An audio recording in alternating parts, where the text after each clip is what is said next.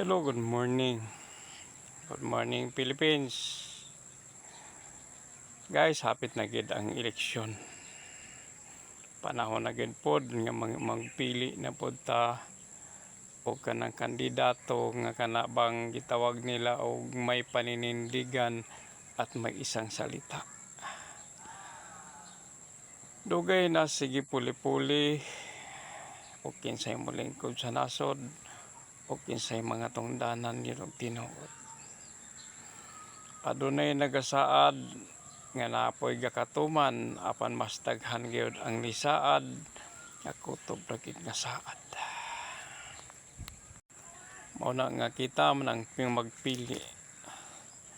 So dapat gyud has-hasan nato og kinsa gid atong pilion. Gikan si senatorial hantod diri sa municipal. Ayuhon mi natong pili mga igsoon. Kay kita ra gihapon ang makaluluoy. Sa karon nga sitwasyon, away karon sa Duterte ug sa Marcos. So nakita naman gid nato ang side sa Duterte nga maayo. So nakita naman pud nato ang bagong Pilipinas karon. Tingali ang bagong Pilipinas ray maayo pero ang nangatundanan marag dili maayo. So naagi tay dapat pagausbon ana. So mamili tag insakto. Dili ko moingon nga tanan sa bagong Pilipinas nga naglingkod dili maayo ang pagpanerbisyo. Kung dili naagi pinasahi nga panerbisyo nga sayop sumuka na siya atong tan-awon. Sa mga tao nga naagay mga panlantaw, kita naamangitay mga mata, naatay mga dalunggan, sumining dili tabungol, dili pud tabuta.